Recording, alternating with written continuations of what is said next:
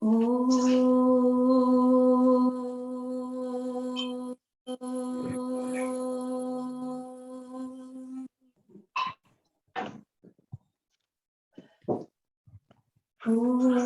Sahana Vavatu Sahanau Bhunaktu Sahaviryam Karvavahai Tejasvinavadhitamastu Ma Vidvishavahai. Om Shanti Shanti Shanti.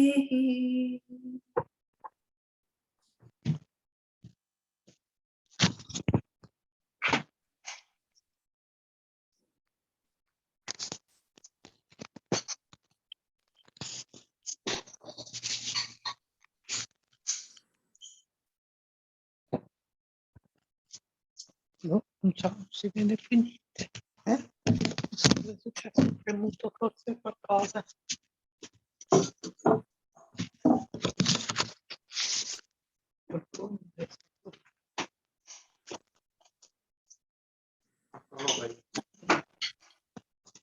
So we will chant the Mangala Charan first, and after that we will look at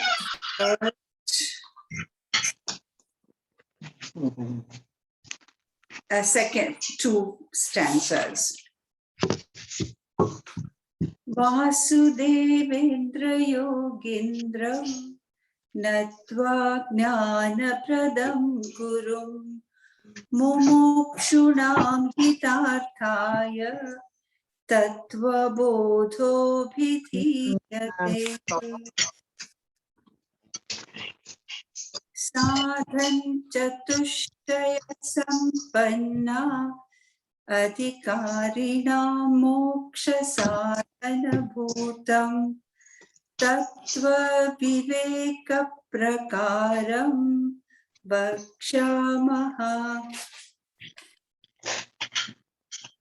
Sadhan Chatushtayam Kim Nitya Nitya Vastu Vivekaha Iha Mutrartha Phalabhoga Viragaha Samadhi Shataka Sampattihi Mumukshutvam Cheti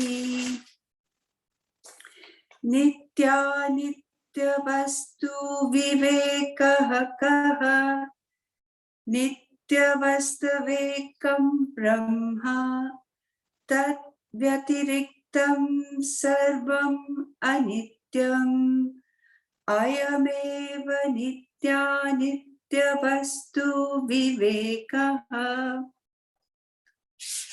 So last week we saw the Mangala Charan, which we had said is an auspicious beginning, auspicious introduction as well.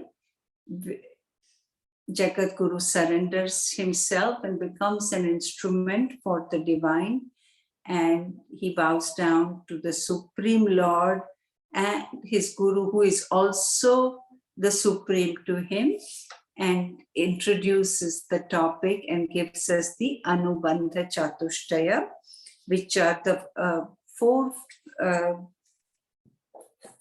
aspects or four aspects of this topic that explains for whom this is written, what is the subject matter, what is the result, and what is the relationship. This Anubandha Chatushtaya, this is called, what is required is the Vishaya, which is the subject matter, Adhikari. The first one is Adhikari, for whom it is written. This Vishaya, which is the subject matter, Prayojanam, which is the result, and Sambandha, or the relationship. So we also had said that this is a Prakarna Grantha, or a preliminary book. The others are called as the complete treaties, which are the Shastras. We had said there are three: the Upanishads, the Gita, and the Brahma Sutras. They are a complete treatise, and this is a Prakarna Grantha, which is a preliminary text. But as a preliminary text, it is connected to the Shastra through a topic, one topic. So the topic that this book takes up are the terms and terminology of the Shastras of Vedanta.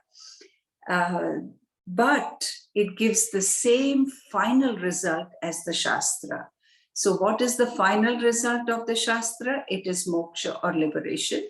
And this also gives us moksha or liberation. It leads us all the way to moksha.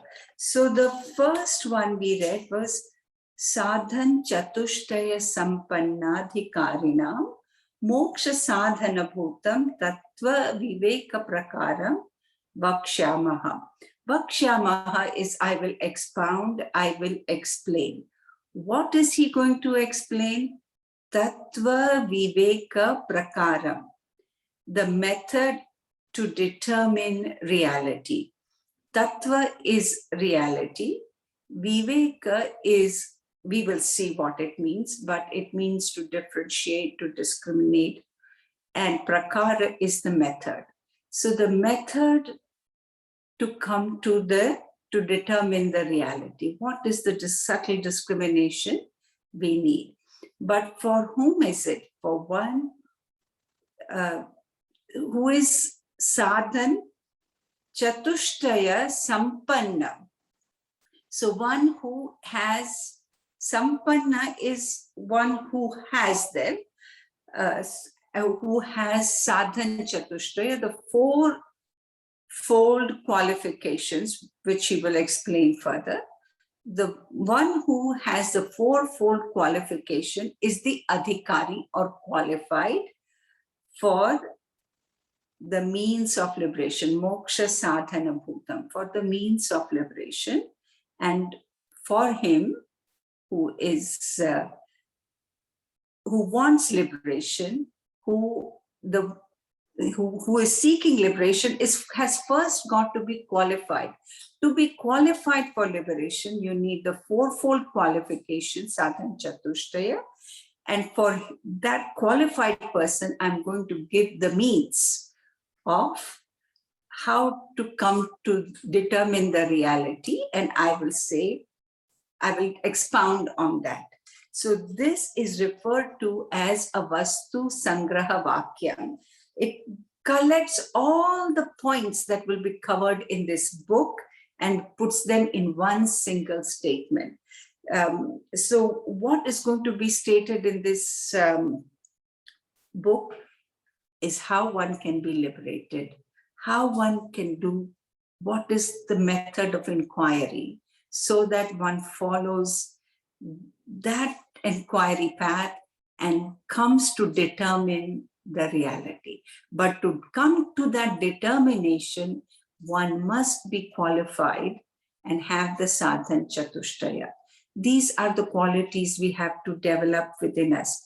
Right now, even if we don't have those qualities and we study the book, what will happen? Will it lead us to moksha or will it not lead us to moksha?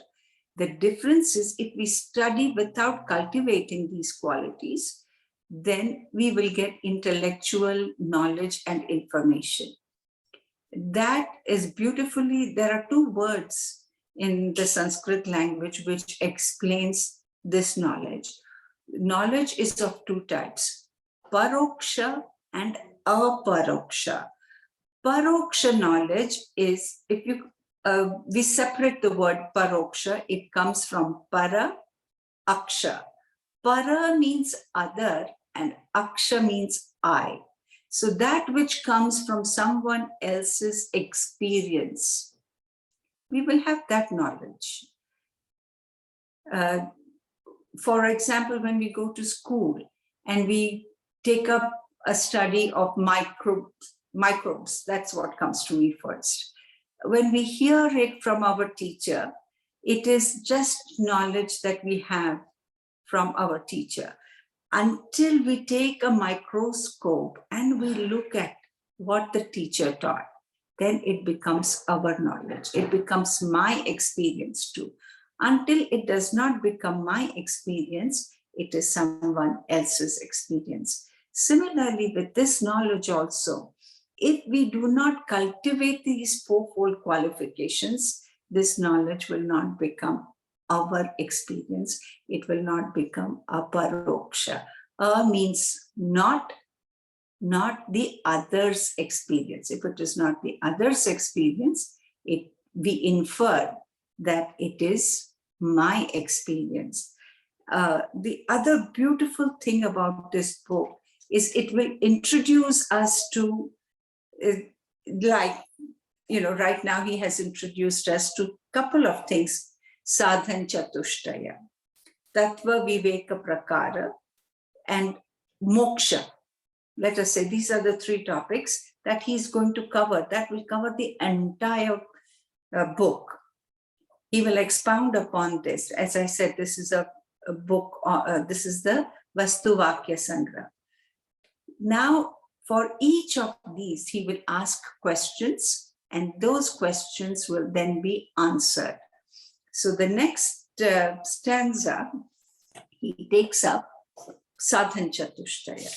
So the question that is asked is Sadhan Chatushtayam Kim? What is this Sadhan Chatushtaya that we have to cultivate? So the first one is Nitya Anitya Vastu Vivekaha.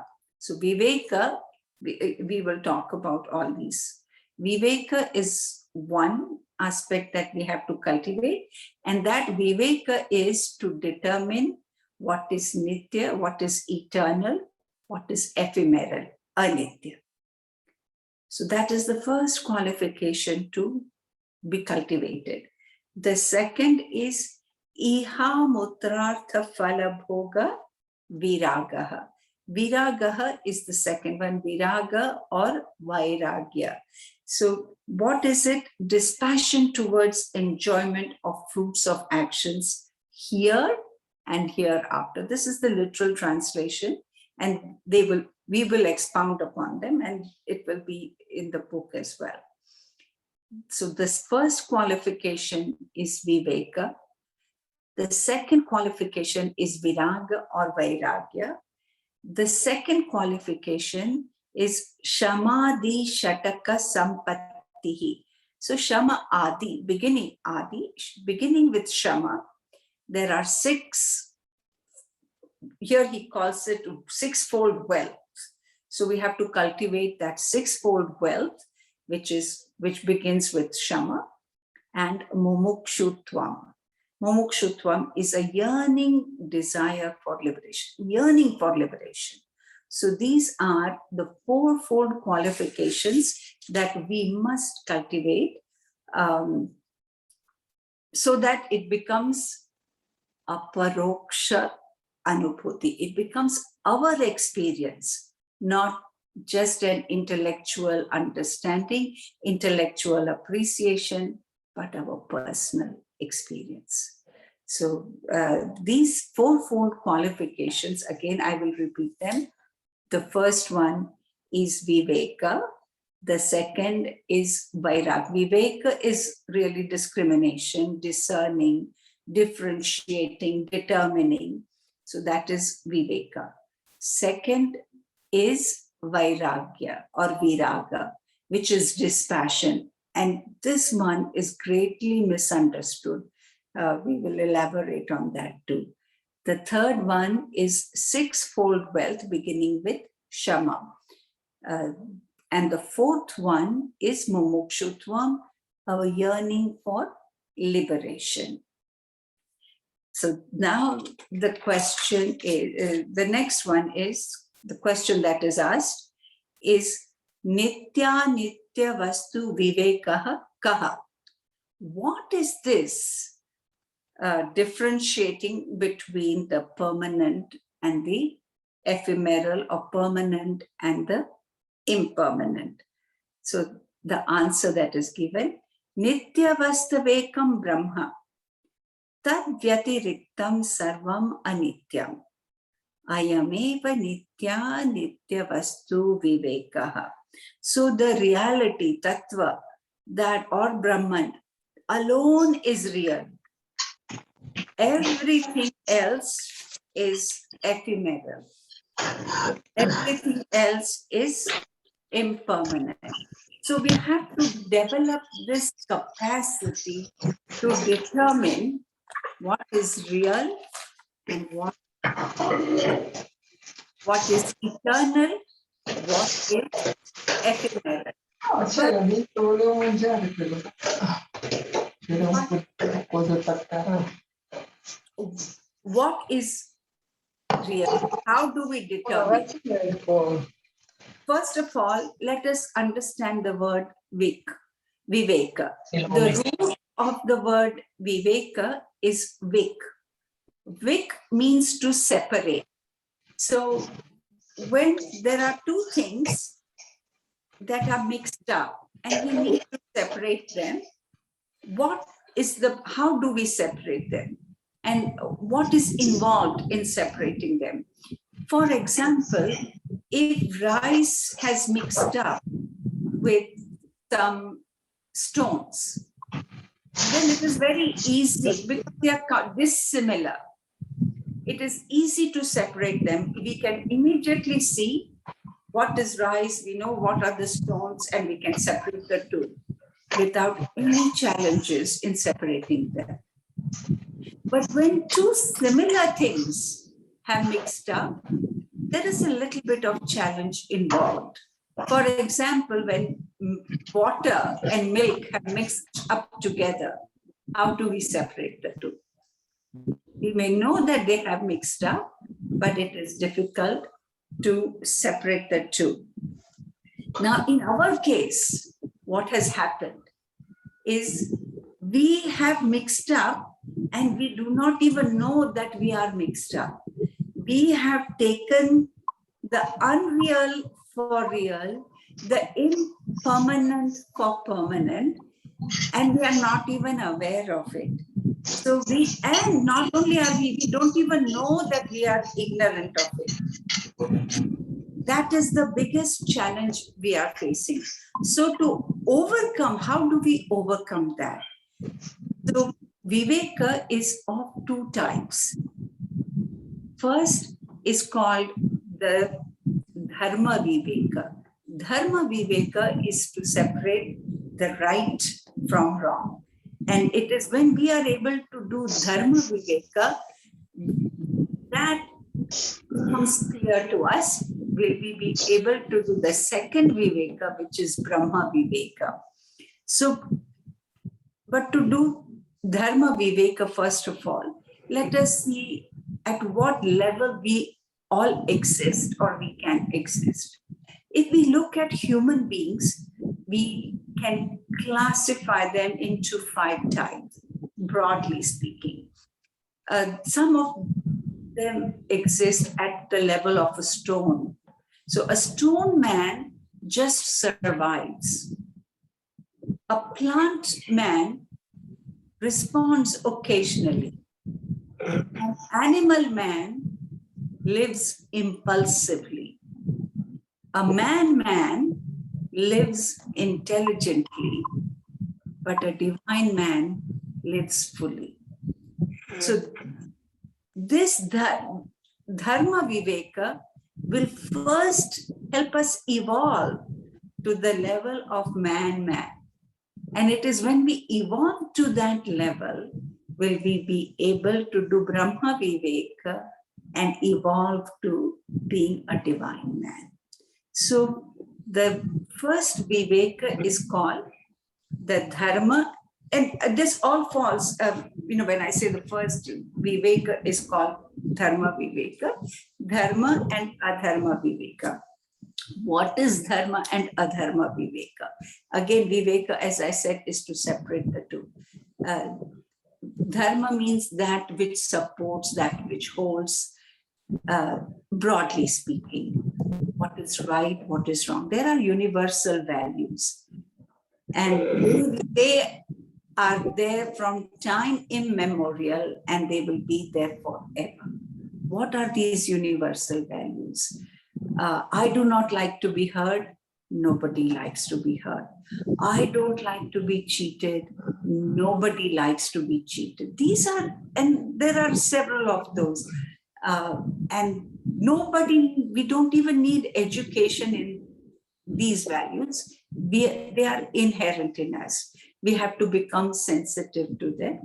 So that is, first, which is common to all of us.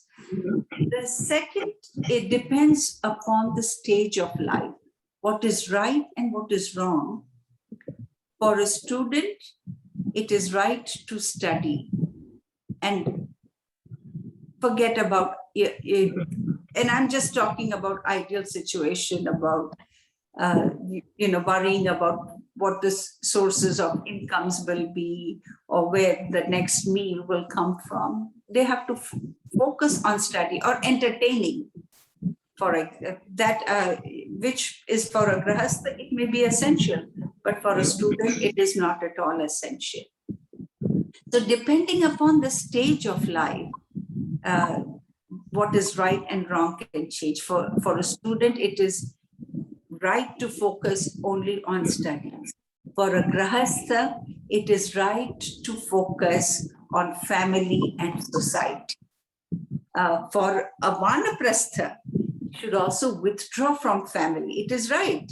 There is no problem if this doesn't mean ignore them. Slowly withdraw. And that sannyas, that is how right and wrong changes based upon the stage of life. Then also on one's temperament. The classic example is from Gita. Arjuna wanted to become a sannyasi, whereas his temperament was that of a kshatriya, of a warrior. He would have never been able to forgive himself if he did not get the right teaching and he did not fight that battle. So based on the temperament, that is why we have, dharma for based on varna. But that we will not go into why it has been misrepresented and misinterpreted. But that is because what is based on one's temperament. And the other aspect that one has to take is it for the maximum good of the people and society at large? That will determine right and wrong. And finally, and most importantly, is my conscience pricking?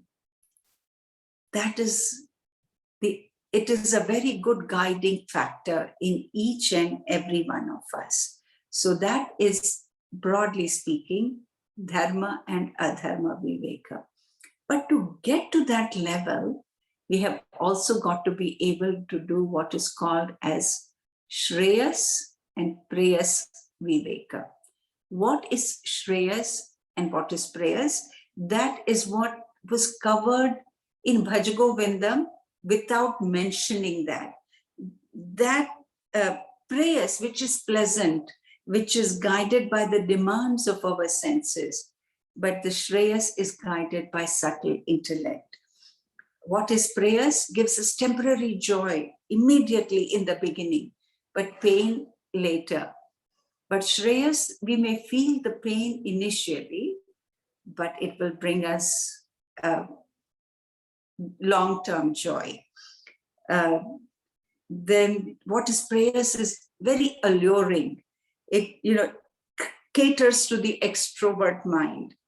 But that which is shreyas has a hidden beauty, and it is perceived not by all. It is perceived more by the introverted mind. And preyas is a path that leads us to devolution, and shreyas is that which leads us to evolution. Simple examples that we can give is of a student who doesn't want to study just before exams, but wants to go out with friends and have a good time. That is preyas. If the student falls for that, he says there's no fun in their studies, and they will give you examples of people who have succeeded without getting an education, and who have done well. So really, what value is there to education? That is a mind that falls for glamour and glitter and for immediate gratification. But prayers is one who can see there is very subtle aspect there and who can see the hidden beauty. It is a path of evolution and brings long-term benefits and joy. So to be able to do dharma and adharma viveka, we should be able to do shreyas and preyas viveka, discriminate between the two. We should also be able to differentiate between sadhan and sadhya, the means and the goal. Sometimes we mistake the means to be our goal. For example, wealth. Wealth, is it a means or is it a goal? We all, majority of the people take wealth to be a goal because for whatever reasons they perceive, but it is a means for security. It is a means for comfort. It is a means for pleasure. It is not a goal. So that clarity of thinking should come. This is what it is leading us to. The other significant one is Bhagwan or the Lord. Is the Lord a means to get what I want, or is the Lord my goal? So that clarity between the means and the goal should be there. Or the other aspect or viveka which we should be able to do and have clarity about is what is called amsha and amshi, the part and whole. And here I will just say, am I a part of this divine, or do I see myself as an individual completely separate from the universal? And to get that, we have to develop a larger and larger vision. Am I an individual in the family, or am I one of the family? Very important to remember that, because the individuality will dissolve there. Then when I see myself as a family, my society, my community, my province, my nation, and then universe at large, that is how we grow. And we all feel the effects of part and whole in our own selves. When there is pain in one part of our body, the entire body is affected with discomfort. So when I connect myself to a larger, then any discomfort, and this is what will slowly bring in the universal values that I was talking, which are inborn in us. It will come. One will, without pain, joyfully give up something for the others. The joy will be in the others benefiting. So amsha, amshi viveka. And the other viveka which we should all be able to do is sukha and dukkha viveka. What is joy and what is sorrow? Our mind just goes towards where it thinks it will find joy. No effort has to be made, but is the joy where I am looking for it, or is it not in, it is for looking for joy through gratification. That is instant gratification, immediate pleasure, and I have not been able to discriminate. And if I am not able to discriminate, then it may bring, I will be walking the path of pleasant and not the path of the good. So that is, if we are able to do this, viveka, we will mature slowly. As we mature and we get established fully in dharma viveka, in doing what is right and it is, once we are established in Dharma Viveka, we don't have to avoid doing wrong. The mind discriminates. Once the mind discriminates, it knows what is right. That is where the mind will find joy and happiness. And that is exactly what one will do. And that is living like a human being, living using the intellect. That is a man. That is when we truly evolve to being a man. Once we are evolved to being a man, we are able to use our intellect fully. It is sharpened. This intellect is available to us, and we start observing and we start noticing the subtle aspects of this creation. When we start noticing the subtle aspects of the creation, we notice that everything is changing. This world, nothing is permanent. But there is a changeless substratum in this creation as well. The seed changes into a sapling. The seed is no more, the seed is gone. The sapling changes into a plant, the sapling is no more, there is a plant. The plant changes into a tree. The seed, the sapling, the plant are no more. The tree is cut down and the wood is used, and we have the furniture. Everything is gone, and what we have is the furniture. Someday, the furniture will be reduced to ashes. Constantly changing, but it never stops being existent. We start noticing these subtle changes. We notice with our body as well. I was born with, I was a 5-pound baby. I became a 20-pound toddler. I became a 40-pound child. I became an 80-pound teenager. I became a 150-pound adult. And from a 150-pound adult, I became a senior citizen who was 120 pounds. From that 120 pounds, this body is reduced to 80 pounds in the bed, and it is decaying. It is slowly fading away. But through all those changes, I remained in the body. I was there. That changeless I is what we are searching. But when that sharpness of Viveka comes, we will come to see that changeless I within us. Now, for all knowledge, there must be a right means.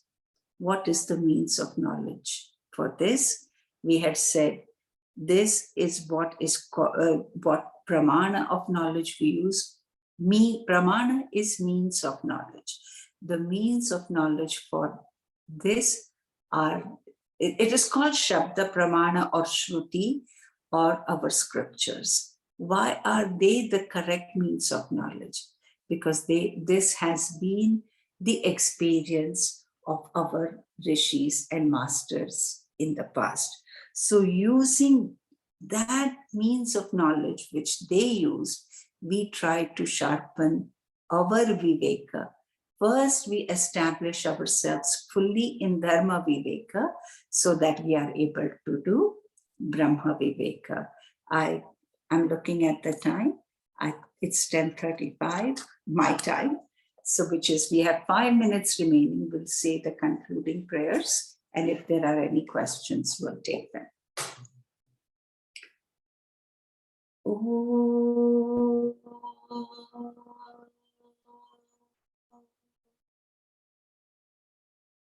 Sarve bhavantu sukhinah,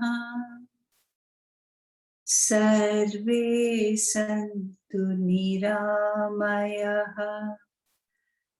sarve mitrani pashyantu ma kaschid dukha bhavi.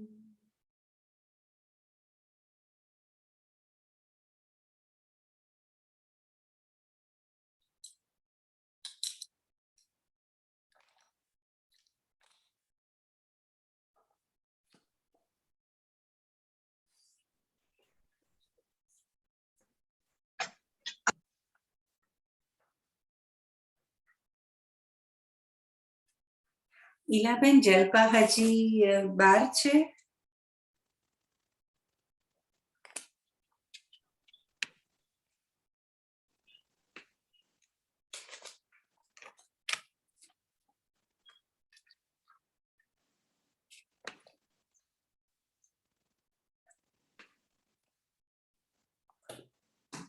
Does anybody have anything to add or take away?